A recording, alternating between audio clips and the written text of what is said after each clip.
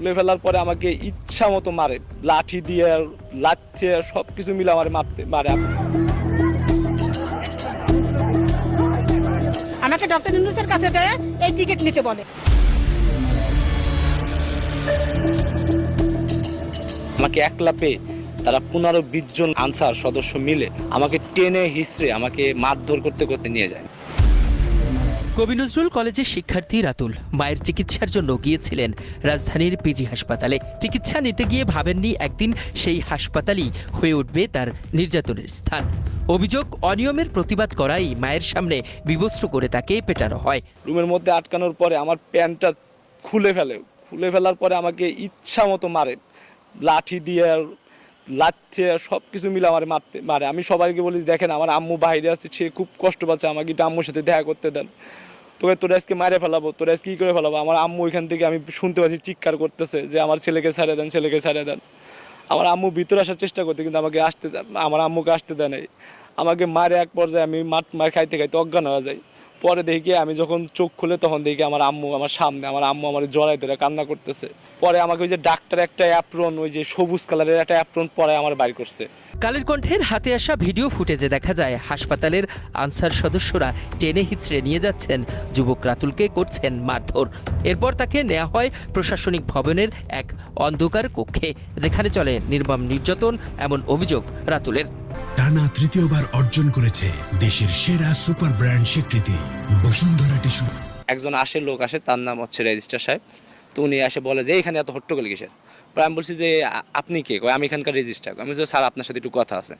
উনি আমাকে মানে বিভিন্ন বিশ্রী ভাষায় গালাগালি পারে এবং তার একজন সহকারী আছে অ্যাসিস্ট্যান্ট, সে আমাকে 4 তলা থেকে ধাক্কাইতে নিচতলায় নিয়ে আসে। এবং আমাদের সাথে যারা ছিল তারাও সাথে আমার সাথে নিচে আসে। আমার একটু ভিডিও ফুটেজ আছে। তো নিচে নিয়ে আসার পরে তারপর আমাকে টেনে হিস্ট্রি নিয়ে যেতে যায়, কিন্তু আমার সাথে যারা ছিল তারা হচ্ছে আমাকে আটকায় রাখে আর বলে কি যে না রাতুল ভাইকে যাইতে দেওয়া যাবে না, এখানেই যা বলার এখানেই বলেন। রেজিস্ট্রার স্যারকে আপনার অনেকজন, প্রায় 100 জন আনসার মিলে তাকে আপনার প্রশাসনিক ভবনে নিয়ে যায়। আর তারপরে যখন তার পিছ যখন আর মানুষ যাচ্ছিল, আমাকে একলা পেয়ে তারা 15-20 জন লোক আনসার সদস্য মিলে আমাকে টেনে হিসড়ে আমাকে মারধর করতে করতে আমাকে সি ব্লকে ওই প্রশাসনিক ভবনে নিয়ে যাওয়ার পরে আমাকে নিয়ে যাওয়ার পথে আমাকে এলোপাতাড়ি মারতে শুরু করে। মারার পরে মনে করেন আমার যখন প্রশাসনিক ভবনে নিয়ে যাওয়ার পরে কেচি গেট আটকানোর পরে আমাকে শুধু মারে আর বলে কি যে তুই প্রতিবাদ করস, মব সৃষ্টি করস। আমাকে এমনি করে মারতে একটা রুমের মধ্যে আটকায়। রাতুল জানান তাকে নির্দয়ভাবে পেটানোর পর উল্টো পুলিশের কাছেই সোপর্দ করা হয়।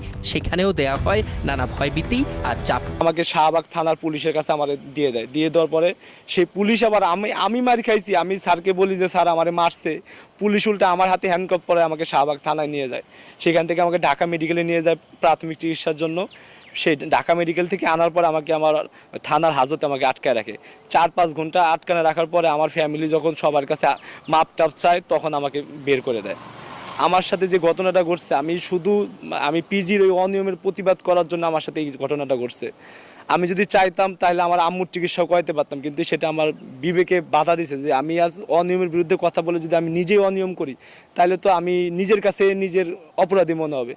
আজ আমার সাথে যে ঘটনাটা ঘটছে, আমি চাই না কখনো কোনো ব্যক্তির সাথে ঘটনাটা ঘটুক। তবে এটি একদিনের ঘটনা নয়। অভিযোগ রয়েছে পিজি হাসপাতালে অনিয়মের বিরুদ্ধে কথা বললেই হয়রানি ও নির্যাতনের শিকার হন সাধারণ রোগী ও স্বজনরা।